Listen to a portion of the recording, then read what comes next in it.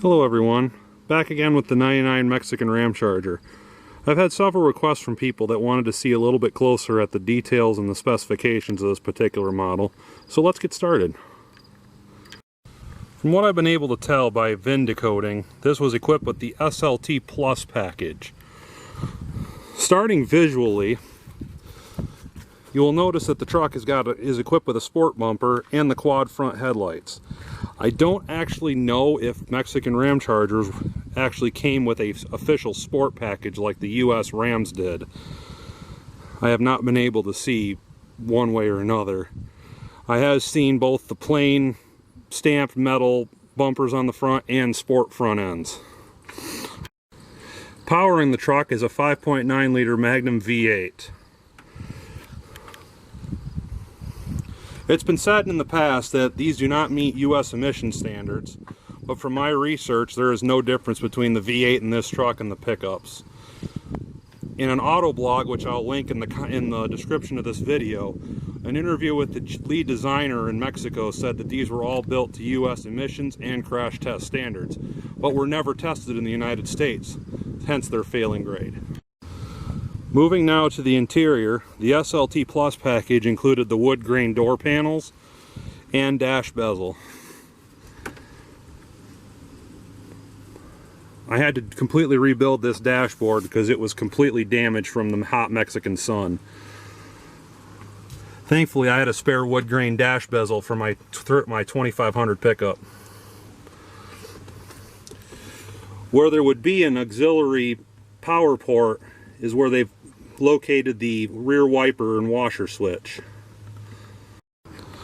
The front bench seats are the same as what would be in a Ram pickup truck, although the fabric is a little different. I've never seen this combination in a pickup. It's a half vinyl, half suede inset.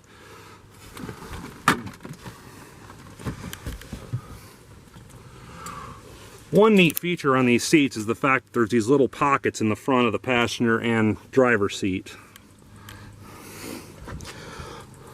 Moving to the outside, the driver's seat is electronic controlled, which can be moved up to access the rear seat. The passenger seat, however, does not have electronic controls, and it slides forward to access the rear. Here's showing the gauge cluster. This truck has done 169,827 kilometers. As you can see, everything is in metric. The only real difference is that it does have a precision for the lift gate being open. As we take a look in the rest of the truck, has the same overhead console as in the pickup trucks.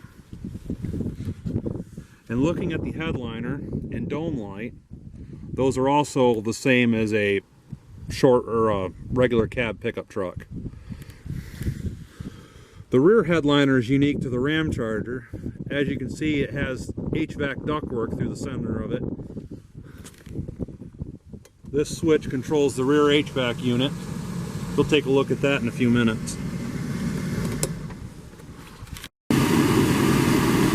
Moving towards the back, I've removed the access cover for the rear HVAC unit. This is just blower and AC only back here. There is no connection to heat.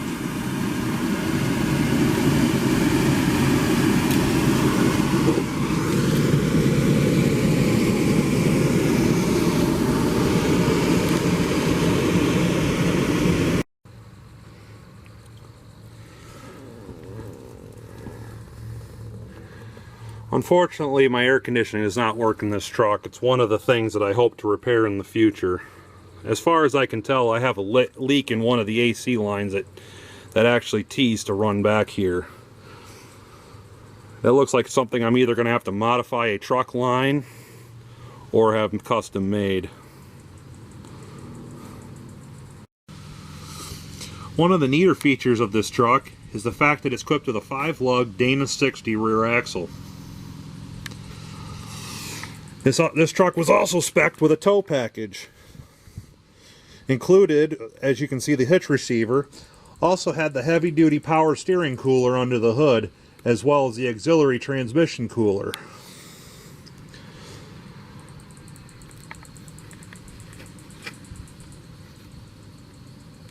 I'm not sure if this was standard for the Mexican Ramcharger line, as if they all got the Dana 60 rear ends, or if it was just because this model was spec'd for towing.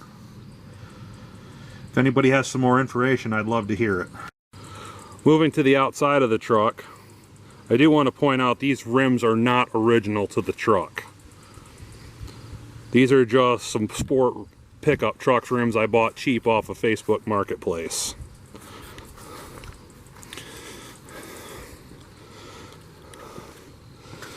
These are the rims that this truck would have equipped on it from the factory.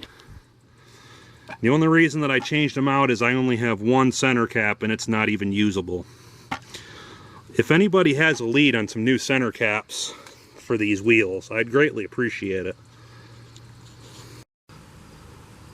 From the factory, these were all equipped with running boards along both sides. As you can see, I have the trim strips removed. I'm currently restoring those off of the vehicle.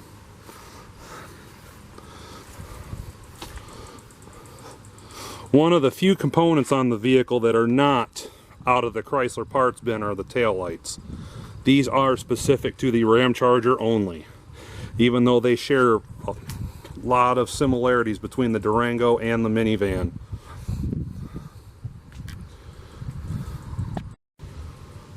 Well, thank you for joining me for another video. If there's any other features or options you'd like to take a closer look at, please leave it in the comments below. As of right now, I have no real plans for this truck other than to keep it as a nice driver. There are some things here and there that I keep having to mess with, and it definitely needs a good all-over paint job. There's lots of sun fade. But other than that, I'd like to keep this as an original as possible. Anybody else has any questions, please leave them in the comments below.